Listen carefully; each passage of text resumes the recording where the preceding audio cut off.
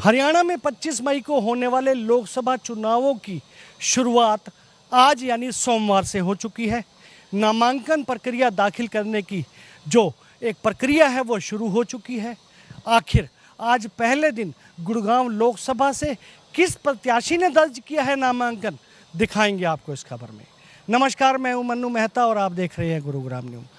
हरियाणा में 25 मई को होने वाले लोकसभा चुनाव के लिए नामांकन प्रक्रिया की शुरुआत आज यानी सोमवार से हो चुकी है और गुड़गांव लोकसभा से भाजपा प्रत्याशी राव इंद्रजीत सिंह ने आज अपना नामांकन दाखिल करके सबसे पहले हरियाणा में इसकी शुरुआत कर दी है। इस मौके पर उनके साथ हरियाणा के मुख्यमंत्री नायब सिंह सैनी, सभी विधायक और कुछ गणमान्य व्यक्ति थे जिन्होंने आज उनका नामांकन दाखिल कराया। भाजपा प्रत्याशी राव इंद्रजीत सिंह की नामांकन प्रक्रिया में शामिल होने से पहले हरियाणा के मुख्यमंत्री नायब सिंह सैनी ने दिन की शुरुआत शीतला माता मंदिर में माथा टेक कर की और वहां हरियाणा के सभी भाजपा प्रत्याशियों की जीत की कामना की। उसके बाद वो राव इंद्रजीत सिंह की नामांकन प्रक्रिया में पहुंचे और नामांकन प्रक्रिया पूरी होने तक वो उनके साथ ही रहे। गुड़गांव के डीसी ऑफिस में बनी कोर्ट में जब ये सभी लोग पहुंचे तो सबसे पहले इन्होंने जाकर अपना और अपने डमी कैंडिडेट यानी कि एक स्पोर्टिंग कैंडिडेट का पर्चा दाखिल किया।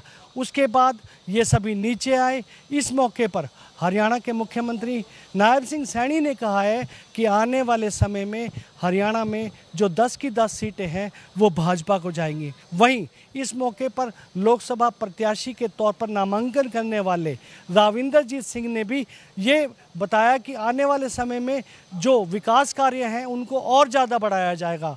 हालांकि पिछली 2 योजनाओं में गुड़गांव में काफ़ी विकास कार्य हुए हैं। द्वारका एक्सप्रेसवे जैसे मुंबई ग्रीन एक्सप्रेसवे की शुरुआत हुई है, लेकिन अब भी और विकास कार्य बाकी हैं, उन सबको यहाँ पे किया जाएगा।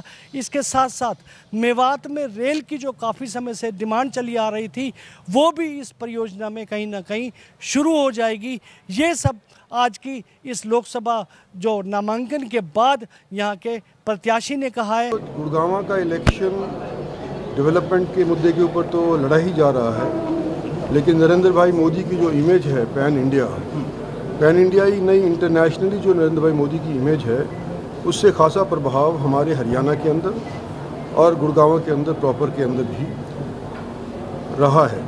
आने वाले समय के अंदर भी रहेगा और हम आने वाले समय के अंदर 10 की 10 सीट भारतीय जनता पार्टी को दिलाने की कोशिश कर रहे हैं। सर, कांग्रेस कैंडिडेट नहीं ढूंढ पा रही गुरुग्राम में।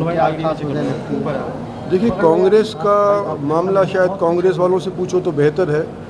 हम तो भारतीय जनता पार्टी के कैंडिडेट हैं, हम उसके बारे में क्या टिप्पणी कर सकते हैं। तो इस बार आप एक बड़ा रिकॉर्ड बनाएंगे 5वीं बार लगातार जीत दर्ज करके। मुझे तो पूरी उम्मीद है कि तीसरी बार भारतीय जनता पार्टी की टिकट के ऊपर मैं पहले की निस्बत ज़्यादा मतों से जीत करके। अच्छा राव साहब, आखिरी सवाल ये है कि मेवात में रेल की मांग काफ़ी लंबे समय से उठती आ रही है और आपने भी काफ़ी दावे किए हैं कि मेवात में जल्द ही रेल की सूची बजेगी, तो ये क्या इस मैनिफेस्टो में है, आपके खुद के घोषणा पत्र में है ये मेवात में रेल ले जाना? ये मेवात की मैंने अपनी तरफ से घोषणा तो करी ही थी, लेकिन फिर रेलवेज़ की हालत, फाइनेंशियल हालत थोड़ी कमज़ोर थी पिछले सालों के अंदर, तो उसके ऊपर अमल नहीं किया गया। लेकिन जब से नरेंद्र भाई मोदी की सरकार आई है और पिछले साल का जो बजट था या शायद उससे पिछले वाला जो बजट था उसके अंदर मेवात की रेल लाइन के लिए एक खाता खोल दिया गया है। तो जो भी आप जानते हो कोई पैसा खर्च होता है तो उसके लिए पहले खाता खोलना पड़ता है, तो वो खुल चुका है। मेवात अति पिछड़ा है, इसको फिर दोबारा मेवात के अंदर हम रेल लाइन भी ले जाएंगे और जो जमुना का सरप्लस वाटर बरसात के दौरान होता है उस वाटर को हम चैनलाइज करके दक्षिणी हरियाणा के 5 खेतों में पहुंचाएंगे और ज़मीन का भूस्थल जो सबसॉइल वाटर है उसको ऊपर बढ़ाने का अगली योजना के अंदर हम सभी का प्रयास होगा। ठीक है सर। आज नामांकन प्रक्रिया की शुरुआत हुई है हरियाणा में, कौन से नामांकन? देखिए, लोकतंत्र का पर्व है और इस लोकतंत्र के पर्व में आज पहला नॉमिनेशन ये गुरुग्राम में राव इंद्रजीत जी ने किया है और मैं अपील भी करना चाहूँगा सभी प्रदेशवासियों से, क्योंकि गर्मी का मौसम है, गर्मी का भी पीक का मौसम है। हम इस लोकतंत्र के पर्व को अपना वोट दे करके उसको मनाएं सभी सीटों और जो एक विकसित भारत का सपना आदरणीय नरेंद्र मोदी जी ने वो लिया है, उस सपने में हम सब का योगदान रहे।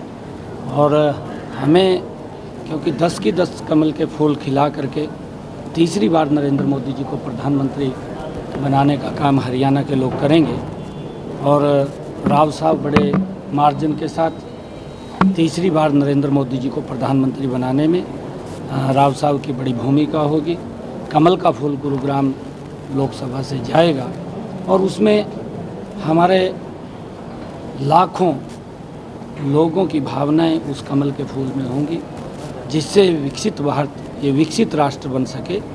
उसके लिए हम सब और इस लोकतंत्र के पर्व में हम एक एक वोट, ये मत सोचिएगा कि गर्मी ज़्यादा है और गर्मी के कारण हम वोट पोल करने ना जाएं।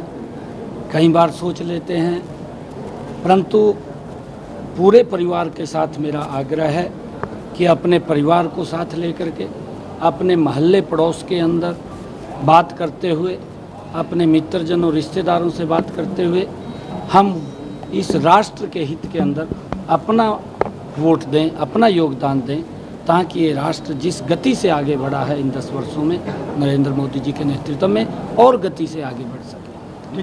गुड़गांव लोकसभा की अगर बात की जाए तो यहाँ लगभग 25 लाख के आसपास मतदाता हैं। 9 विधानसभाओं के ये मतदाता आने वाले समय में 25 मई को अपने प्रत्याशी को जिताकर भेजेंगे। ऐसे में अब जहां भाजपा प्रत्याशी ने सबसे पहले नामांकन दाखिल करके अपना चुनावी बिगुल बजा दिया है, वहीं अभी तक कांग्रेस ने अपना प्रत्याशी तक भी डिक्लेयर नहीं किया है। हालांकि जेजेपी से फाजिलपुरिया खुद इस लाइन में आ चुके हैं, लेकिन अभी कांग्रेस इस मामले में कहीं ना कहीं पीछे नज़र आ रही है। अब देखना ये होगा कि कांग्रेस के कौन से प्रत्याशी आकर इस चुनावी मैदान में अपना बिगुल बजाते हैं।